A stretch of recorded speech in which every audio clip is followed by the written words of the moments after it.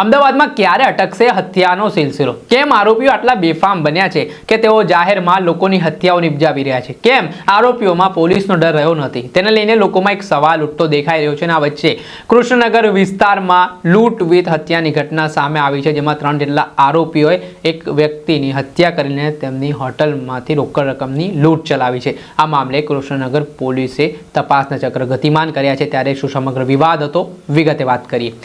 શું તમે અમદાવાદમાં ઘર લેવાનું વિચારી રહ્યા છો, ઘર શોધી રહ્યા છો? તો પછી ચિંતા મૂકી દો. શું કામ ચિંતા કરવાની જરૂરિયાત છે? કેમ કે અમદાવાદના પાલડી વિસ્તાર ખાતે સ્થિત ન્યૂ શારદા મંદિર રોડ પર અનંત શિવ નામના એપાર્ટમેન્ટમાં એક ફ્લેટ વેચવાનું છે.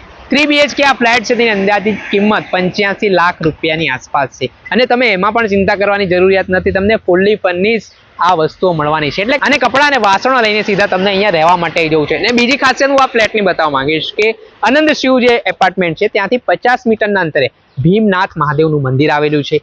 50 મીટરની અંતરે શ્રેયાસ મેટ્રો સ્ટેશન પણ આવેલું છે. એટલું જ નહીં, ભીમનાથ મહાદેવ મંદિરની બાજુમાં જૈન મંદિર પણ આવેલું છે. એટલે તમે ધાર્મિક રીતે પણ જોડાયેલા હો, સાથે તમને હરવા ફરવાના શોખીન હો તો ખૂબ જ સુવર્ણ તક માનવામાં આવી રહી છે. એટલું જ નહીં, આ જે ફ્લેટની ખાસિયત એવી છે કે આમાં તમને 3 BHK ફ્લેટ તો મળશે, સાથે સાથે 60 વાર એક જગ્યા પણ છે તે આપવામાં આવશે.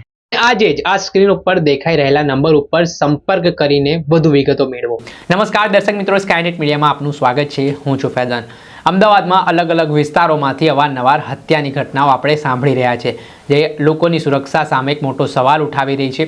વાત કરવામાં આવે તો આરોપીઓ જે રીતે કાયદા અને વ્યવસ્થાને ઘોડીને પી ગયા છે અમદાવાદમાં, જાણે કે કાયદા વ્યવસ્થાની સ્થિતિ આ દિવસોમાં આરોપીઓ જે રીતે બેફામ બનીને વર્તી રહ્યા છે તેના કારણે ખાડે ગઈ હોય તેવું લાગી રહ્યું છે. જોકે પોલીસ દ્વારા વખતો વખત કાર્યવાહી કરવામાં આવતી હોય છે, પરંતુ આરોપીઓ છે તે બાજ આવવાનું નામ નથી લઈ રહ્યા. ત્યારે અમદાવાદના કૃષ્ણનગર પોલીસ સ્ટેશન હદ વિસ્તારમાં આવેલા ઠક્કર બાપા એપ્રોચ પાસે મધુબન હોટલ ખાતે હત્યાનો બનાવ સામે આવ્યો છે, જેમાં મધુબન હોટલના જે માલિક છે રાજેન્દ્રસિંહ રાવ, તેમની જ હત્યા કરી દેવામાં આવી છે. ઘટનાની વિગતે વાત કરીએ તો હાલ જે ફરિયાદી છે ભરતભાઈ, તેઓ પોતાના માલિક રવિન્દ્રસિંહ રાવને કોઈ કામ અર્થે બહાર જવાનું હતું, તેઓ બસ સ્ટેન્ડ મૂકવા માટે જઈ રહ્યા હતા. અને આ દરમિયાન મધુબન હોટલ પાસે જે 3 આરોપીઓ છે, જેમાં જયેશ ઉર્ફે કાળુ ચૌહાણ, સાગર ઉર્ફે ભોલો જાદવ, દીપક રામ છબીલાલ રાજભર, તે 3 ત્યાં બેઠા હતા અને અવારનવાર મધુબન હોટલ પાસે આરોપીઓ બેસતા હોવાની વિગતો સામે આવી છે. ત્યારે ભરતભાઈ છે તે પોતાના સેટને લઈને જઈ રહ્યા હતા. ત્યારે આ આરોપીઓ દ્વારા કહેવામાં આવ્યું કે અમને તું ઓઢવ મૂકી દે, ત્યારબાદ તારા સેટને